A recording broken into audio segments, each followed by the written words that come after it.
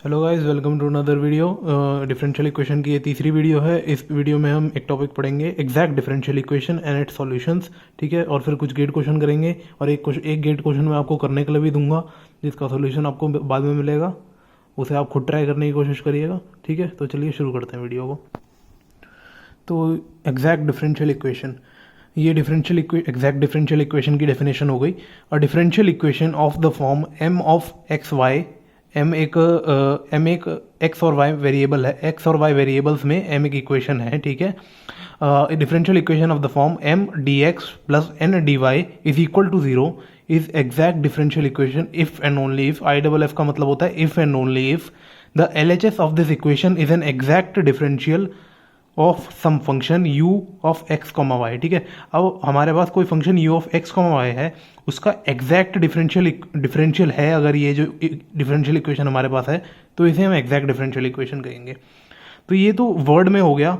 अब इसे mathematical form में मैं बताऊंगा कि किसी भी इक्वेशन को पहचानेंगे कैसे कि हाँ भाई वो डिफरेंशियल इक्वेशन है।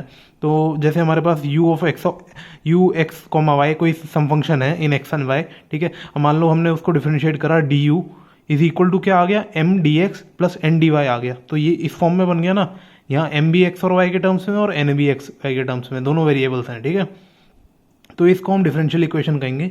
अब गेट का कोई क्वेश्चन आएगा तो उसमें पहचानेंगे कैसे the differential equation is exact. ये अगर ये पैरामीटर है जिससे पहचान पता चलेगा कि कोई भी इक्वेशन एग्जैक्ट कैसे है। The differential equation is exact if and only if del M by del Y is equal to del N by del X. ठीक है, ये जो टर्म x के साथ है, जो टर्म x के साथ है उसको y के रिस्पेक्ट में डिफरेंशिएट करेंगे। देखिए मैं ये याद करने का तरीका बता रहा हूँ आपको, जिससे आपको याद करने में आसानी हो। आपको लेक्चर सुनते सुनते याद हो जाएगा अगर आप ध्यान से सुनेंगे। ठीक है, जो x के साथ में जो वेरिएबल है m, उसको y के रिस्पेक्ट में डिफरेंशिएट करिए, जो y के साथ में है उसको x के रिस्पेक्ट में डिफरेंशिएट करिए। अगर दोनों इक्वल आ जाते हैं, पार्शियली डिफरेंशिएट करिए। ठीक है, पार्शियली डिफरेंशिएट करिए। अगर वो दोनों इक्वल आ जाते हैं तो डिफरेंशियल इक्वेशन एग्जैक्ट है। ठीक है, और अगर वो एग्जैक्ट है तो उसका सॉल्यूशन दिया जाता है इससे। ठीक है, the general solution of this differential equation of exact differential equation is given by integration of M D X plus integration of N D Y is equal to constant. ठीक है, ये पहले टर्म में जो है उसमें जो भी y के टर्म्स होंगे उसे कांस्टेंट रखेंगे, और ये जो दूसरा इंटीग्रेशन है इसमें x के टर्म्स नहीं लेंगे इंटीग्रेशन में। अभी मैं आपको क्वेश्चन करके बताऊंगा तो अच्छी तरह समझ आ जाएगा। ठीक है, या फिर इसको हम सॉल्यूशन को ऐसे भी लिख सकते हैं, integral N D Y X, लेकिन यहाँ पर एक्स कांस्टेंट ले लेंगे, plus integral M D X, यहाँ पर terms not having Y is equal to C. ठीक है, तो इन ये दोनों हो सकते हैं, लेकिन हम एक ही याद रखेंगे। इसको स्टैंडर्ड बना लीजिए, इसको याद करना है आपको। ठीक है, तो इसको याद करने का तरीका ऐसे है, ये देखिए यहाँ पर हमने कैसे देखा था, जो डी एक्स के साथ है उसको डी वाई के रिस्पेक्ट में पार्शियली डिफरेंशिएट करिए, जो वाई के साथ है उसको एक्स के रिस्पेक्ट में पार्शियली डिफरेंशिएट करिए, पता लगाने के लिए कि वो एग्जैक्ट है कि नहीं। ठीक है, एक बार पता लग गई तो जो एक्स के साथ हमें है उसको एक्स के साथ ही इंटीग्रेट कर दीजिए, जो वाई के साथ में है उसे वाई के साथ ही इंटीग्रेट कर दीजिए। ठीक है, तो हमारे पास सॉल्यूशन आ जाएगा। तो ये तो डेफिनेशन हो गई। चलो अब क्वेश्चन करते हैं, आपको अच्छी तरह समझ आ जाएगा कि करते कैसे।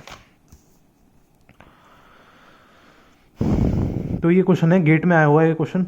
द डिफरेंशियल इक्वेशन, पढ़िए आप क्वेश्चन को।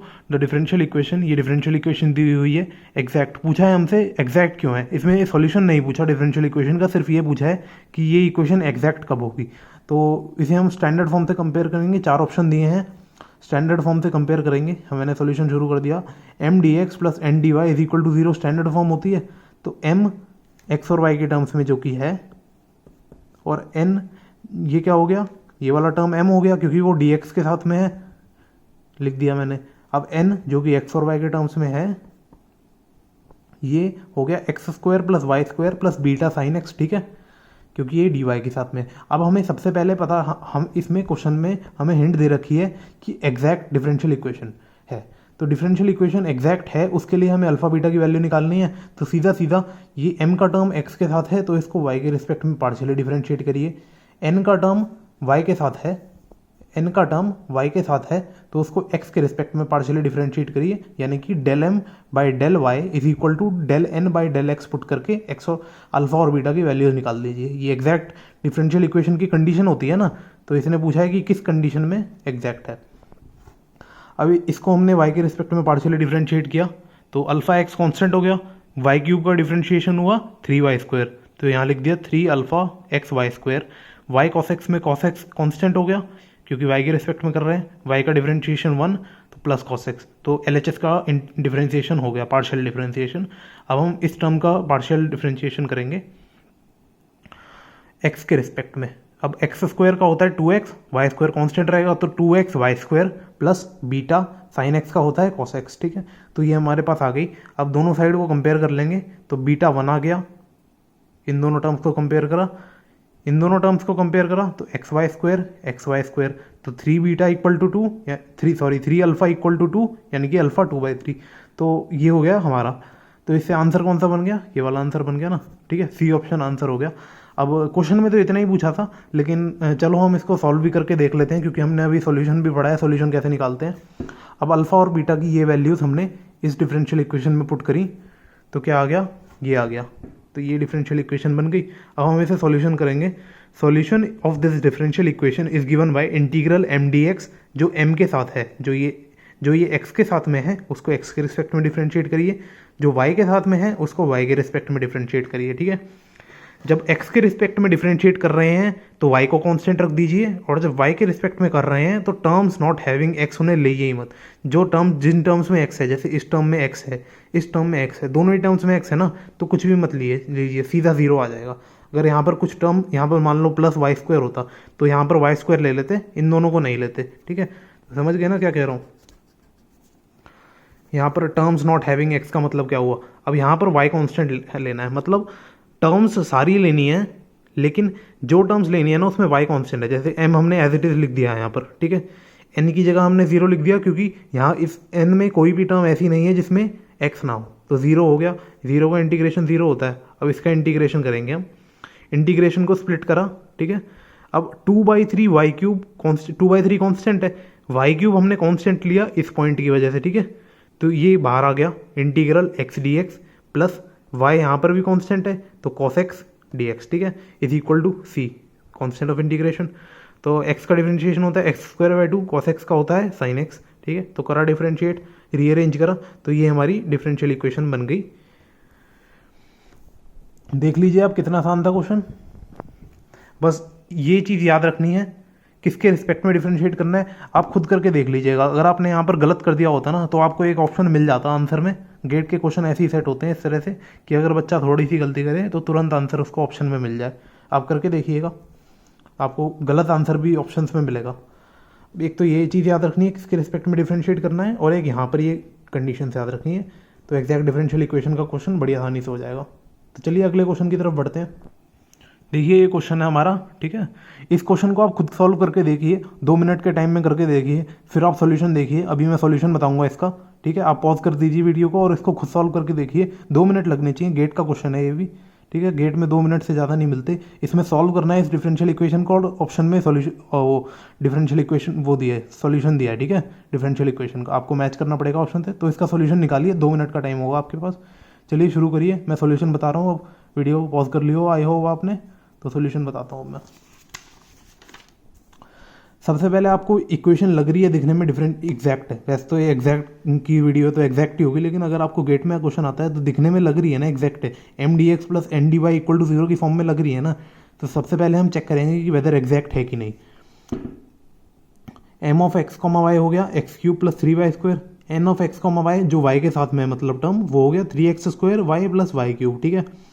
हमने ये जो m टर्म था ये dx के साथ में था ना, इसलिए इसको y के रिस्पेक्ट में पार्शियली डिफरेंशिएट किया, तो क्या आया, y के रिस्पेक्ट में करा तो ये 0 हो गया, ये y² का हो गया 2y, तो 6xy हो गया, ठीक है। अब ऐसे ही n को हमने x के रिस्पेक्ट में डिफरेंशिएट करा, पार्शियली डिफरेंशिएट करा क्योंकि वो dy के साथ में है, तो del n by del X क्या हो गया। अब x² का भी 2x होता है, तो 6xy y³ का 0 हो गया क्योंकि x के रिस्पेक्ट में कर रहे हैं, y³ कांस्टेंट है, ठीक है। तो दोनों इक्वल हैं तो it is exact differential equation. कभी कभी अभी इस वीडियो के बाद मैं दूसरा टॉपिक बताऊंगा जहां पर एग्जैक्ट डिफरेंशियल इक्वेशन नहीं होती, मतलब ये दोनों टर्म्स इक्वल नहीं होते तो हम इन दोनों को इक्वल बनाते हैं, उसके बाद करते हैं, उसे कहते हैं reducible to exact differential equation. ठीक है, वो अगली वीडियो में देखेंगे। अभी तो फिलहाल एग्जैक्ट है, करते हैं। Solution can be given by integral M D X plus N D Y. Solution M D X के साथ में था इसलिए डी एक्स के साथ में इंटीग्रेट करेंगे, ये डी वाई के साथ में था तो डी वाई के साथ में इंटीग्रेट करेंगे, equal to constant of integration. जब यहाँ पर इंटीग्रेट करेंगे तो y को कांस्टेंट रखेंगे, यहाँ पर टर्म्स नॉट हैविंग x उनको सिर्फ वही वाली टर्म्स लेंगे जिनमें x नहीं है। ठीक है, तो ये हमारा m है, इसको एज इट इज लिख दिया, एक्स क्यूब प्लस 3x² अब n को हम जो जिस टर्म्स में x नहीं है सिर्फ वही वाली टर्म लेंगे। दो टर्म है ना, इस टर्म में x है तो इसे नहीं लेंगे, इस टर्म में x नहीं है तो इसे ले लेंगे, तो y³ लिख दिया dy। ठीक है, equal to constant of integration. हमने इंटीग्रेट करा, इंटीग्रेशन को स्प्लिट करा। मैं थोड़ा एकदम स्टेप बाय स्टेप कर रहा हूँ, लेकिन असली गेट के क्वेश्चन में हम डायरेक्ट कर सकते हैं, स्प्लिट वगैरह करने की जरूरत नहीं है। तो इंटीग्रल x³ dx प्लस 3 और y² कांस्टेंट है ना, y कांस्टेंट लेना है, 3 तो होता ही कांस्टेंट है, तो इसे इंटीग्रेशन के बाहर लिया और इंटीग्रल x dx करा plus integration of y³ dy। ठीक है, अब x³ का इंटीग्रेशन होता है x⁴/4, x का डिफरेंशियल इंटीग्रेशन होता है x²/2, तो देयरफॉर क्या हो गया 3x² y²/2। ठीक है, y³ का होता है y⁴/4 equal to constant of integration. तो ये इतनी आसान से सॉल्व हो गई, ये आंसर था गेट के क्वेश्चन में, 2 मार्क्स का क्वेश्चन था ये। ठीक है, तो आई होप आपने ये क्वेश्चन करा हो। अगर वीडियो पसंद आई हो तो लाइक करें, शेयर करें, सब्सक्राइब करें चैनल को। Thank you guys for watching the video.